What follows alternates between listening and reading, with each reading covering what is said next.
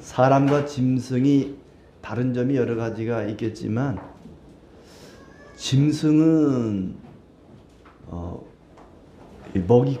먹이를 그냥 날로 먹고 사람은 원재료를 가지고 요리를 해서 먹는 것이 좀 차이점이 아닌가 생각이 듭니다. 별 쓸데없는 생각을 다 했죠. 예. 소가 풀을 뜯어 먹는데 야 오늘따라 왜 풀이 이렇게 심심하냐? 야 소금 좀 타봐. 뭐 풀을 뜯어가지고 고추장에다가 찍어 먹는다 할지 양념을 해서 요리를 해서 먹지는 않습니다. 그냥 있는 대로 먹죠. 사람은 그렇지 않습니다.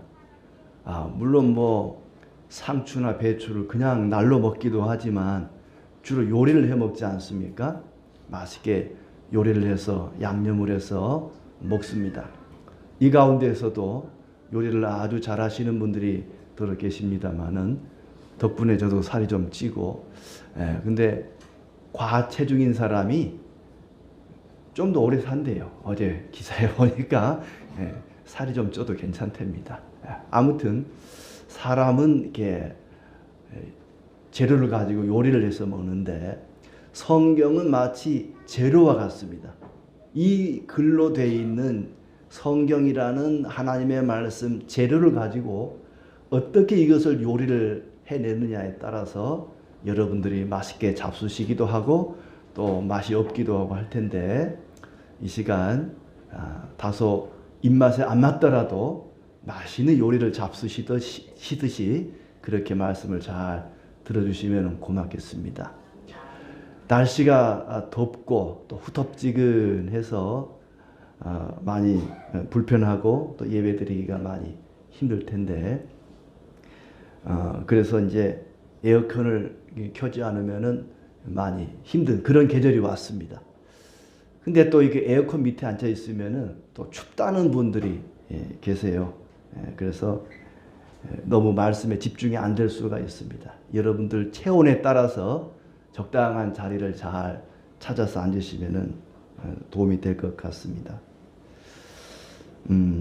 사람이 나이가 들면은 체온이 떨어질 수밖에 없다고 그럽니다. 혈액순환이 잘 안 되고 또 이 땀샘이 노화가 되고 몸에서 열을 만들어내는 그런 공장들이 있는데 그게 제 기능을 잘 못해가지고 나이가 들면은 자연스럽게 체온이 떨어지고 아무래도 조금 그 에어컨 밑에 있으면은 몸이 차가워질 수도 있고 그런 것 같아요. 그래서 이제 어르신들은 좀 단백질을 많이 섭취하시라 그러고 또 근육 운동을 많이 하라 그럽니다. 근육이 우리 몸의 열을 약 40%를 만들어낸다 그래요. 그래서 근육 운동을 많이 하라고 그러는데 뭐 나이가 들면은 먹는 것도 입맛도 그렇고 또 운동하는 것도 만만치 않고 열이 떨어질 수밖에 없는 것 같아요.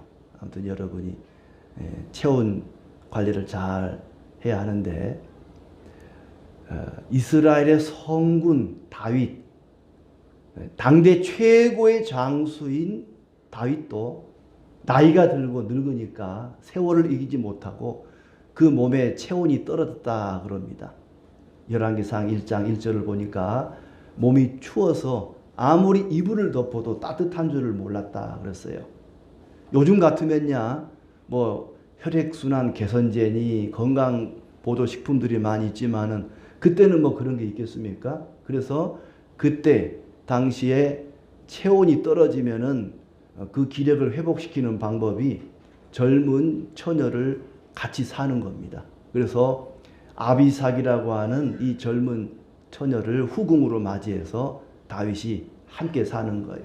그 젊은 여인의 체온을 자기가 이제 전달받아서 기력을 좀 회복해 보려고 하는데 아무리 힘쓰고 애를 써도 이게 제대로 왕 역할을 못하는 겁니다. 나이가 70이 되었으니까 다윗이 30살에 왕이 되어서 40년을 다스렸으니까 나이 70대니까 이제 체온이 너무 떨어지고 왕의 역할을 제대로 하지도 못하고 뭐 그냥 자기 침실에서만 지냈다 그럽니다. 그도 그럴 것이 다윗이라는 사람이 70평생을 살면서 얼마나 고생을 많이 했습니까? 산전수전 공중정 다 겪고 이리저리 도망 다니고 쫓겨다니고 망명생활하고 전쟁을 겪고 피란 생활을 하고 반란을 겪고 얼마나 고생을 많이 했는지 몰라요. 젊어서 고생은 늙어서 골병이라고. 이 다윗이 그야말로 골병이 들은 거예요. 나이 70이 돼가지고는. 도저히 안 되니까 이제 젊은 처자 아비삭을 동료를 자기 후궁으로 삼아서 같이 지내게 되었다고 하는데, 그만큼 더 이상 왕의 역할을 수행하기가 어렵게 된 것입니다. 도저히 왕의 임무를 수행할 수 없는 그런 상황이 되었는데, 다윗이 그랬다고 해서 나도 그래야지, 나도 다윗을 본받아서 늙으면 젊은 여자를 얻어 같이 살아야겠다, 그러면 곤란합니다. 지금은 그거 아니어도 이 기력을 회복하는 약이 많아요. 그럴 필요는 없습니다. 아무튼 도저히 다윗이 이제 왕의 역할을 감당을 못할 그럴 때가 되니까 그의 아들이었던 이 아도니아라고 하는 아들이 반란을 일으킵니다. 그러니까 아버지가 아직 살아있잖아요. 아직 왕이 살아있는데도 이때다 싶어가지고는 내가 왕이 돼야지. 그래서 1장 5절에 보니까 이리 되었습니다. 그때 학깃의 아들 아도니아가 스스로 높여서 이르기를 내가 왕이 되리라. 자기가 자기를 높여가지고 내가 왕이 되리라 그런 겁니다. 학깃의 아들 아도니아. 이 학깃은 다윗의 여러 부인 중에 하나입니다. 그러니까 다윗의 부인의 아들이면 누구예요? 다윗의 아들이죠. 다윗의 아들인데 첫째 아들 암논은 자기 이복 여동생을 거팔했다가 그 동생한테 압살롬한테 암살당해 죽고, 이 둘째 아들 길르압은 아마 어려서 죽은 것 같아요. 그 뒤에는 얘기가 안 나오는 거 보니까. 또 셋째 압살롬은 반란을 일으켰다가 죽습니다. 그리고 이 넷째가 아도니아입니다. 형들 셋이 다 죽고 다윗이 나이 70 되었을 때 제일 장자가 아도니아 자기 자신이에요.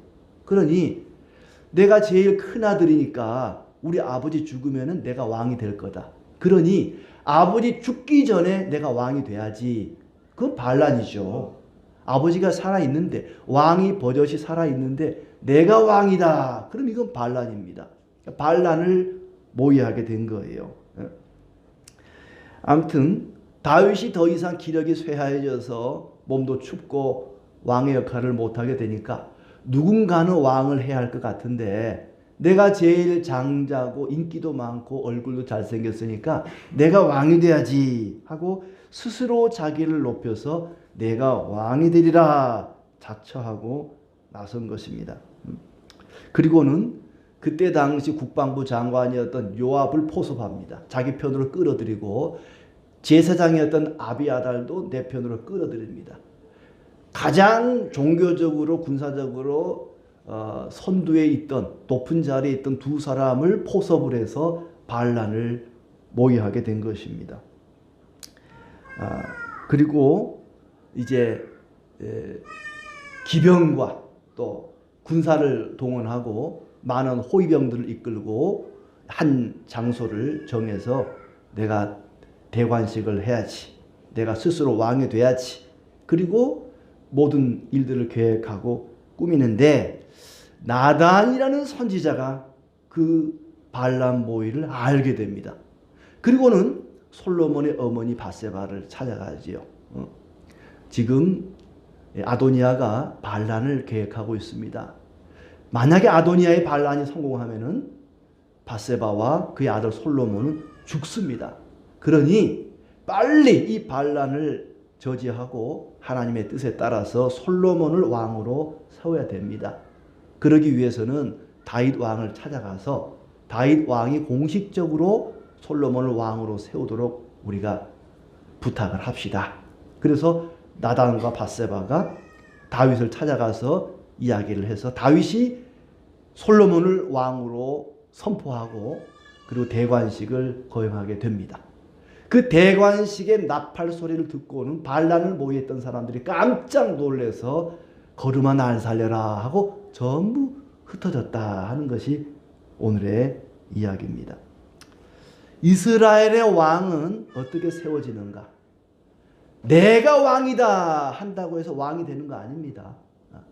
이스라엘의 왕은 내가 왕 되고 싶다고 되는 게 아닙니다. 이스라엘의 왕은 어떻게 되는가? 첫째는 하나님의 선택이 있어야만 합니다. 하나님이 선택한 사람만이 이스라엘의 왕이 될 수 있습니다. 하나님의 뜻이 나단 선지자를 통해서 전해졌습니다. 사무엘하 12장 24절에 보니까 하나님께서 솔로몬을 왕으로 선택하는 이야기가 나오지요.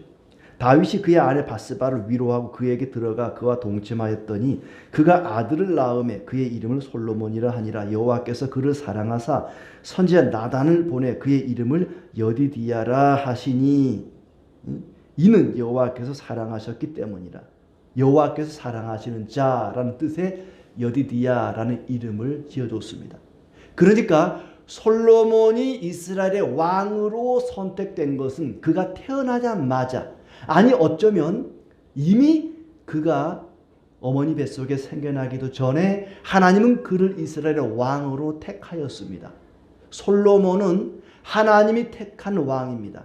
그의 이름을 나단 선지자가 여디디야라고 붙여준 것은 하나님이 이 사람을 사랑합니다. 하나님의 사랑을 받은 자입니다. 라는 뜻이 담겨 있습니다. 그러니까 솔로몬은 하나님의 사랑을 받은, 하나님의 선택을 받은 이스라엘의 왕이 틀림없습니다.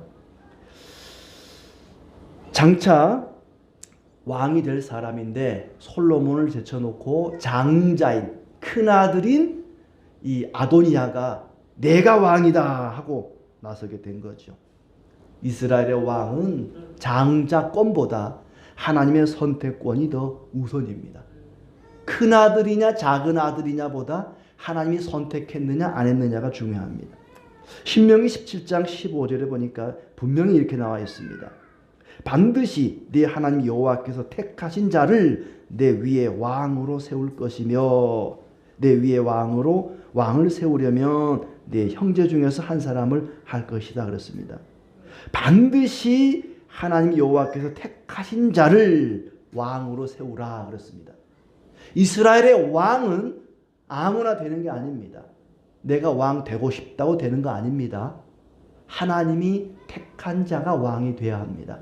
하나님이 택하지 않은 자는 이스라엘의 왕이 될 수가 없습니다.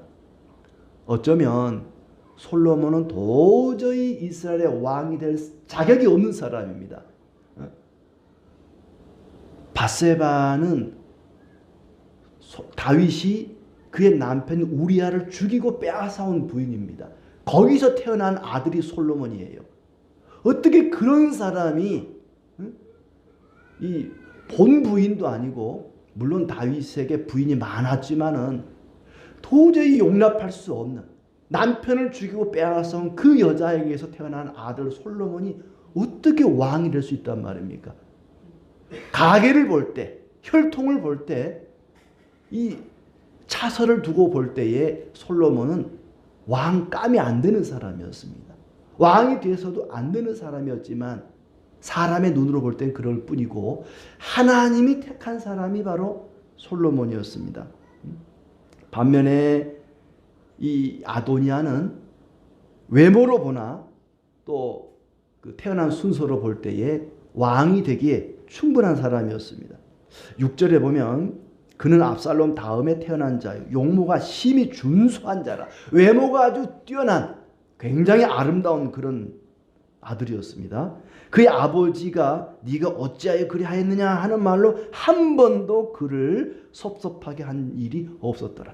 아버지 다윗이 아도니아를 꾸짖은 적이 없어요. 너 왜 그렇게 했니? 나쁜 짓을 해도 너 왜 그렇게 했냐고 책망한 적이 없다는 거예요.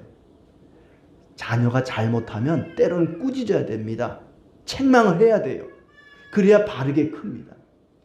아도니아는 그런 적이 없었기 때문에 함부로 자기가 왕이라고, 내가 왕이니라 하고 나섰던 것이죠.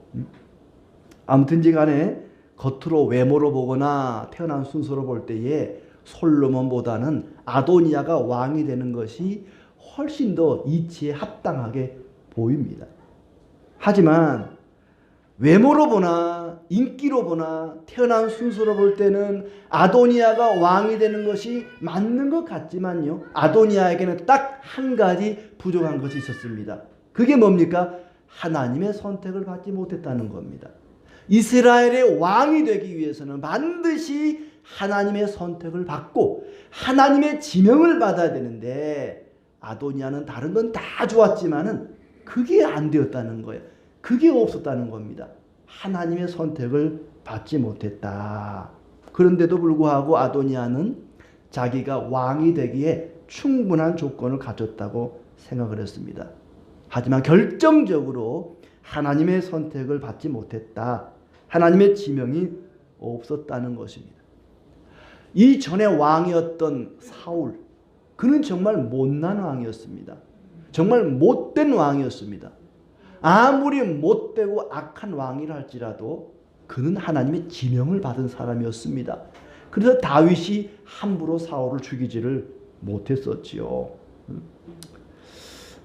하나님께서는 하나님의 선택을 받은 자가 이스라엘의 왕이 되기를 원하셨습니다. 아도니아는 그렇지를 못했다는 거지. 다른 나라는 몰라도 이스라엘만큼은 하나님이 통치하시고 하나님이 세우신 그 나라만큼은 하나님의 선택을 받은 자, 하나님의 지명을 받은 자가 왕이 되어야 했다 하는 것입니다. 두 번째로 이스라엘 왕의 조건은 뭐냐? 일정한 절차가 필요했습니다. 그냥 밀실에서 몇 사람 모아놓고 야, 나 왕 될래? 나를 왕으로 밀어줘. 그런다고 왕 되는 거 아닙니다. 절차라는 게 있었습니다. 그 절차 가운데 하나가 뭐냐면, 아직 왕이 살아있기 때문에, 다윗이 살아있기 때문에 다윗이 지명하는 사람이 왕이 될 수 있었습니다. 물론 다윗은 자기 욕심에 따라, 자기 생각에 따라 아무나 지명하는 게 아니라 하나님의 뜻이 무엇인지를 분별해서 하나님의 뜻에 맞는 사람을 왕으로 지명했어야만 했죠. 다윗이 누구를 왕으로 지명하느냐가 그래서 중요했습니다. 아도니아는 다윗으로부터 왕의 지명을 받지를 못한 사람이었습니다. 35절에 보면은 다윗 왕이 이 솔로몬을 왕으로 지명하는 대목이 나오죠. 그를 따라 올라오라. 그가 와서 내 왕위에 앉아 나를 대신하여 왕이 되리라. 내가 그를 세워 이스라엘과 유다의 통치자로 지명하였느니라. 솔로몬을 가리켜서 내가 솔로몬을, 내 아들 솔로몬을 이 나라의 왕으로 지명하였느니라. 공식적인 지명 절차가 필요했습니다. 20절에 보면은 백성들은 아도니아를 왕으로 인정하는 것을 일단 보류합니다. 왜냐하면 다윗 왕의 지명이 아직 없었기 때문에 아도니아가 내가 왕이 되리라 할지라도 그를 왕으로 인정할 수가 없었습니다. 선왕이 살아있는 동안 왕으로 지명하지 않았기 때문에 아도니아를 사람들은 왕으로 인정할 수가 없었던 것이죠. 다윗 왕의 선포를 기다려야만 했습니다. 27절에 보시면 이것이 내 주 왕께서 정하신 일이니까 밧세바가 다윗에게 묻습니다. 아도니아가 지금 자기가 왕이라 그럽니다. 아도니아가 왕이 되는 것이 폐하께서 정하신 겁니까? 다윗 왕께서 아도니아를 왕으로 인정했습니까? 라고 묻습니다. 그만큼 다윗의 지명, 다윗이 왕으로 인정하느냐 안 하느냐가 이스라엘 왕의 중요한 조건 가운데 하나였기 때문에 그 절차를 지금 묻는 것이죠. 30절에 보면은 하나님의 이름으로 맹세를 합니다. 그리고 34절에 보면은 다윗이 솔로몬에게 기름을 부어서 솔로몬을 이 나라의 공식적인 왕으로 세우라고 명령을 했고 39절에 보면은 그 명령대로 실행을 합니다.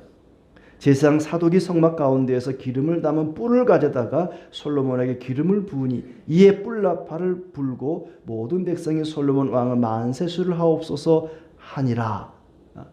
그러니까 선왕인 다윗의 지명이 있어야 했고 그 지명에 따라 공식적인 대관식이 이루어져야만 이 사람이 정식 이스라엘의 왕이 될 수 있었습니다. 그리고 왕이 타는 노새를 타도록 했습니다. 당시에 노새는 이 왕족이나 귀족들만 타는 거였고 일반 평민들은 나귀를 탔다고 그래요. 그러니까 다윗 왕이 타던 노새를 솔로몬이 타게 했고 정식 대관식을 통해서 솔로몬이 왕위에 등극하게 됩니다. 그리고 이제 대관식에서 뿔나팔 소리가 들리니까 아도니아 일행이 깜짝 놀래서 도망을 가는데 그때 요나단이 와서 다윗 왕이 솔로몬을 왕으로 지명하여 세웠습니다 라고 보고를 합니다. 그러니까 정식 보고를 들은 거죠. 정식으로 다윗이 솔로몬을 왕으로 세웠고 대관식을 한 것입니다 라고 공식적인 왕의 등극을 알리니까 그때서 아도니아 일행이 주랭랑을 치게 된 것이죠. 그만큼 다윗 왕의 지명이 중요했고 정식 절차를 거쳐서 대관식을 거쳐서 왕을 세우는 이 절차가 굉장히 중요했다는 겁니다.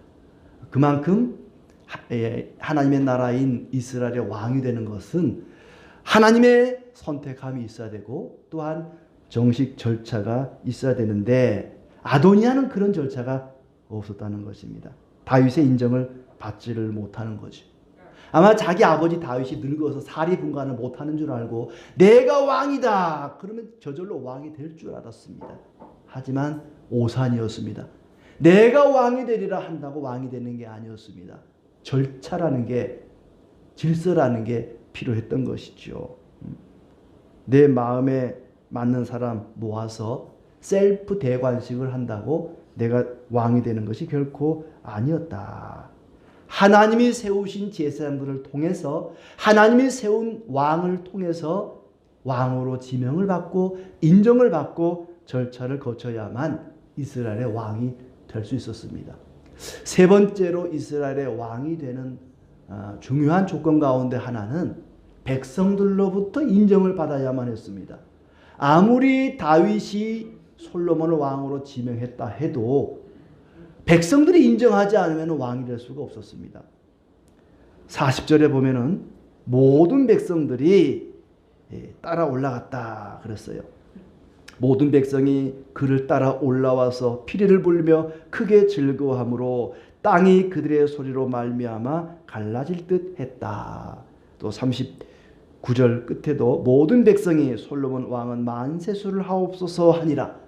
모든 백성들이 솔로몬을 왕으로 인정했습니다. 그냥 다윗만 또 일부 제사장만 인정한 것이 아니라 모든 백성들이 솔로몬이 왕이라는 것을 인정했습니다. 백성들이 왕으로 받아들인 거죠.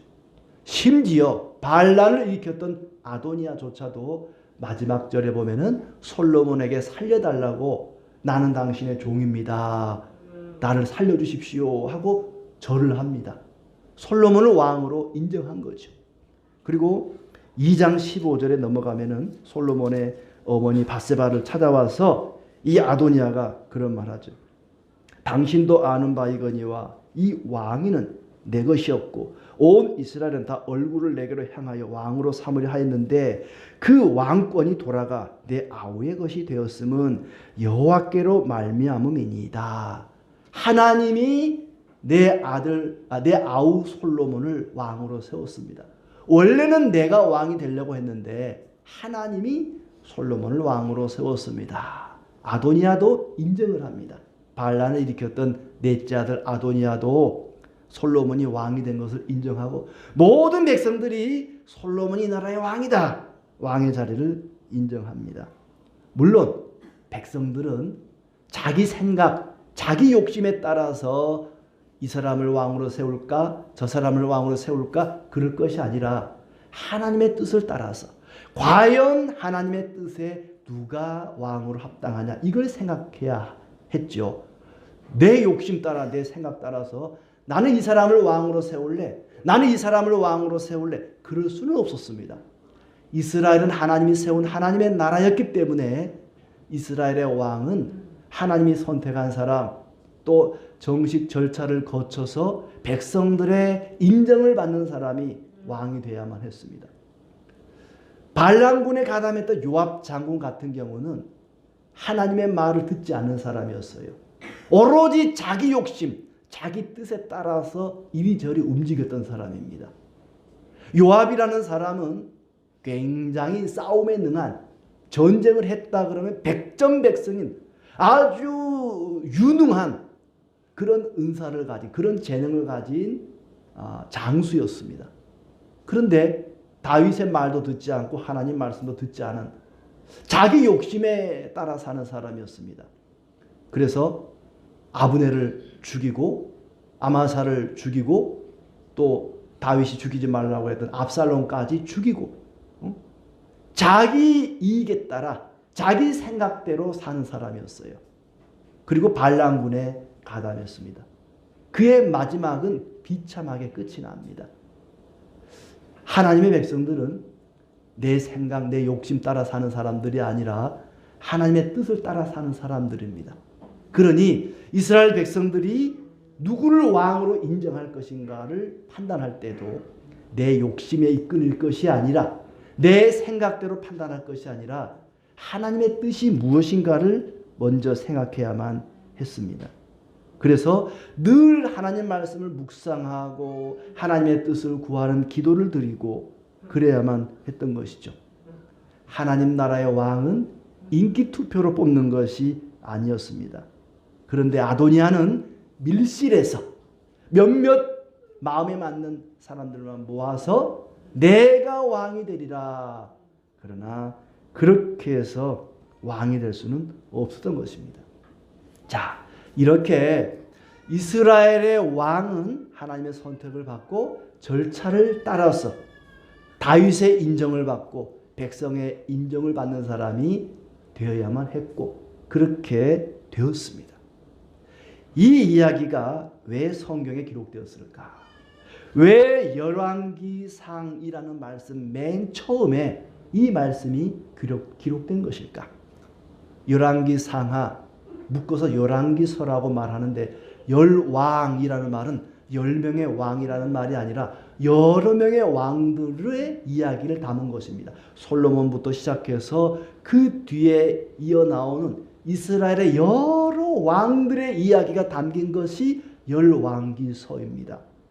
그런데 이 열왕기서는 누구에게 맨 처음 쓰여졌냐 하면은 이 솔로몬 왕의 치세가 40년 만에 끝이 나고 이제 남과 북으로 나누어서 여러 왕들이 등장합니다.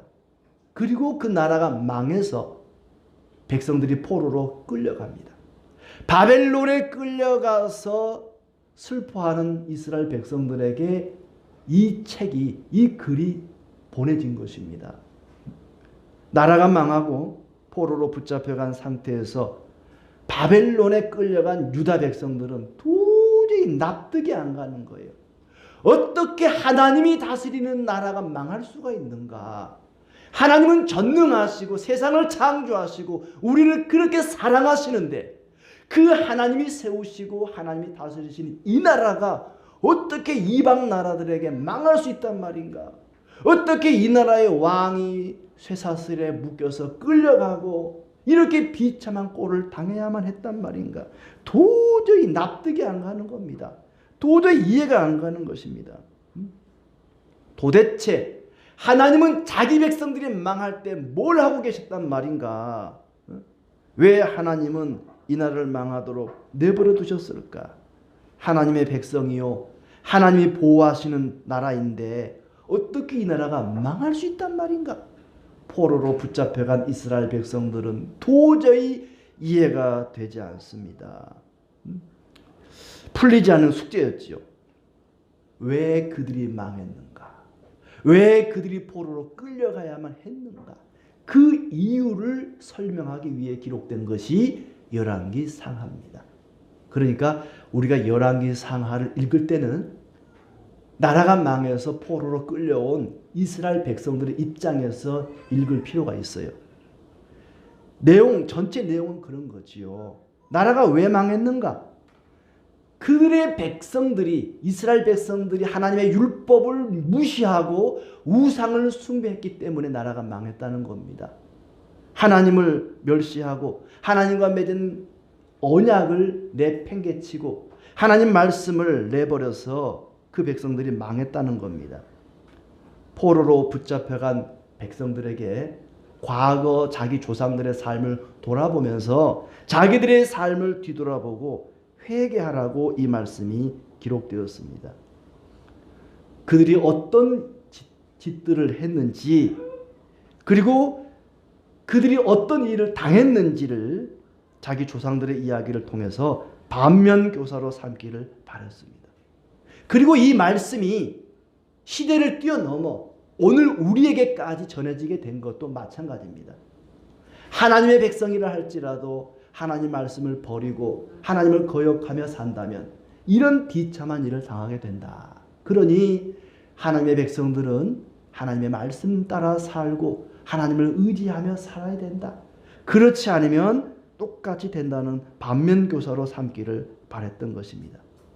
그런데 이 열왕기 상하가 기록된 이유는 거기에서 그치지 않습니다. 더 중요한 교훈이 있습니다.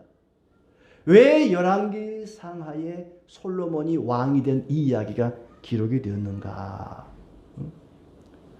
그 이유는 하나님께서는 이스라엘의 주인이요 이스라엘의 왕으로서 그 백성들을 반드시 다시 구원해 주시고 보호하시는 분이라는 것을 알려주기 위해서 이 말씀을 기록한 것입니다.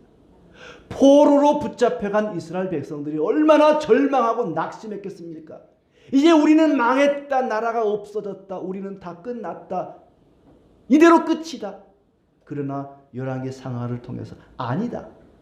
이 나라의 왕, 이스라엘의 주인이신 하나님이 너희를 결코 버린 것이 아니다. 하나님이 그들을 다시 구원하시고 건져주실 것을 약속하는 말씀이 열왕기 상하의 말씀입니다. 모든 것이 하나님의 뜻대로 되어진다는 것입니다. 아무리 사람이 길길이 뛰고 날뛴다 할지라도 모든 것은 하나님 뜻대로 된다는 것입니다. 아무리 악한 자가 아도니아 같은 그런 악한 자가 가로막는다 할지라도 솔로몬이 왕이 된다는 하나님의 뜻은 반드시 이루어진다는 것이지요. 솔로몬이 왕이 되는 일이 결코 순탄치만은 않았습니다. 하마터면 아도니아의 반란이 성공해서 솔로몬이 왕이 되지 못할 뻔했습니다. 아도니아의 반란이 성공할 뻔했죠. 하지만 하나님은 우리 눈에 보이지 않아도 솔로몬을 왕으로 세워서 모든 것을 그분의 뜻대로 이루어 가십니다. 비록 이스라엘이 망해서 포로로 붙잡혀 갔지만 모든 것이 하나님 뜻대로 될 것을 말씀하는 것입니다. 하나님께서는 우리의 기도를 들으시고 악한 자들을 제압하시고 악한 자들이 세상에 판을 치지만 반드시 모든 일들이 하나님의 계획대로 하나님의 뜻대로 되어질 것입니다. 아도니아가 왕이 되기 위해서 얼마나 치밀하게 준비했는지 모릅니다. 5절에 보시면 병거와 기병을 준비하고 호위병들을 50명이나 앞세웠습니다.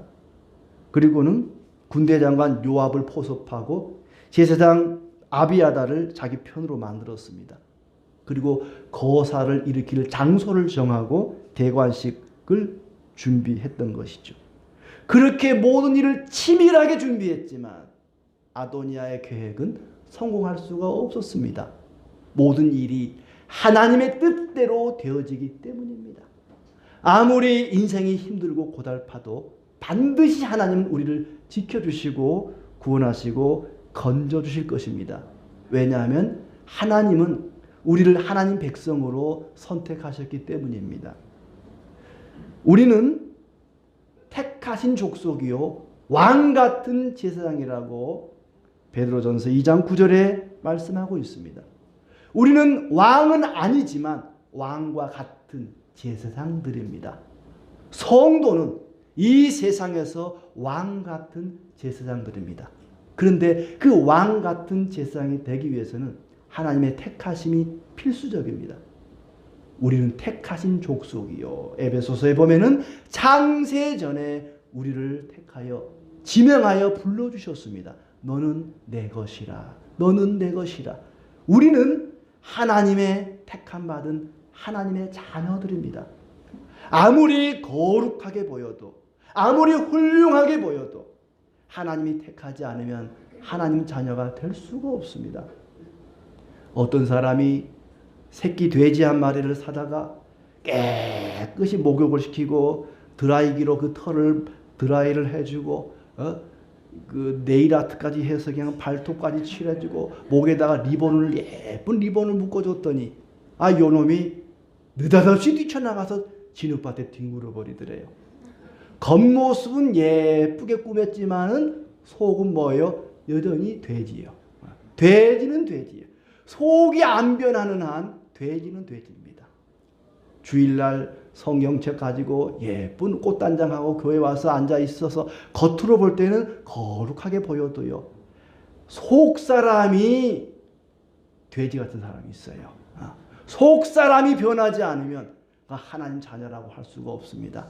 하나님이 택한 자는 성령으로 그 사람의 속 사람을 변화시켜서 하나님 자녀가 되게 하십니다. 하나님 자녀 되는 조건 가운데 첫째는 하나님의 택함을 받아야 됩니다. 이스라엘의 왕의 첫째 조건이 하나님의 택함을 받아야만 했던 것처럼 왕 같은 제사장 성도의 첫 번째 조건은 하나님의 선택을 받아야만 했습니다. 그리고 사람들에게 인정을 받아야 합니다. 교회에서는 천사 같은데 집에 가면 악마 같은 사람이 있습니다. 그러면 그 성도라고 할 수가 없습니다. 성도들은요, 교회에서나 집에서나 이웃들에게나 인정을 받아야 됩니다. 디모데전서 3장 5절 7절에 보니까 교회의 직분자의 조건을 이런 얘기를 했습니다. 사람이 자기 집을 다스릴 줄 알지 못하면 어찌 하나님의 교회를 돌보리요. 자기 집을 잘 다스리는 사람, 가족들에게 인정받는 사람, 아버지 다윗에게 인정받아야만 왕이 될 수 있었던 것처럼 가족들에게 인정을 받아야 진정한 성도라고 할 수 있습니다. 그리고 7절에 보니까는 또한 외인들에게도 선한 증거를 얻은 자라야 할지니, 외인들, 바깥에 있는 사람들, 교회 밖에 있는 사람들, 예수님 안 믿는 세상 사람들에게도 저 사람은 참 선한 사람이야, 저 사람 참 좋은 사람이야 라고 인정받아야 그 사람이 진짜 성도라는 것입니다.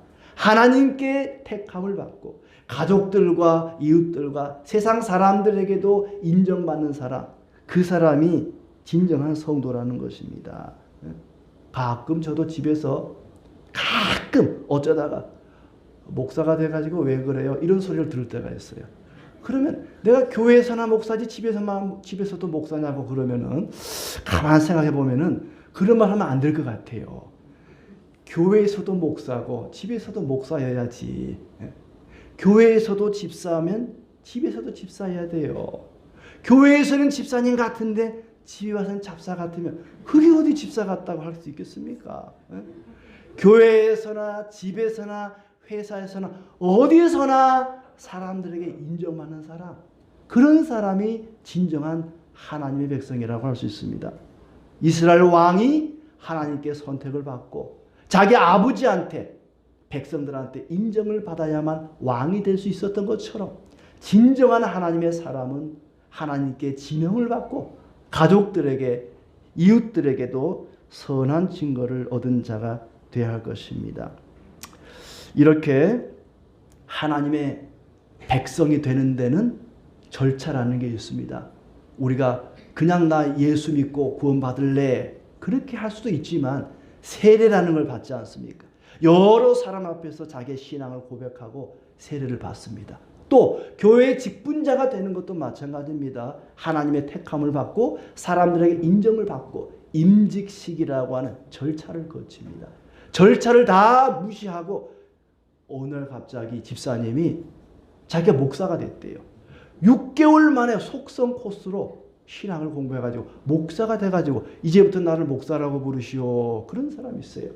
절차가 다 무시되는 겁니다. 하나님의 사람, 하나님의 일꾼은 하나님의 선택을 받아야 되고 사람들로부터 인정을 받아야 됩니다. 그런 절차 다 무시하고 내가 왕이 되리라. 아도니아는 왕이 될 수가 없었습니다. 우리 모두 하나님의 택함을 받은 자로서 사람들에게도 가족들에게도 인정받는 신실한 종들이 다 되시기를 진심으로 축복합니다.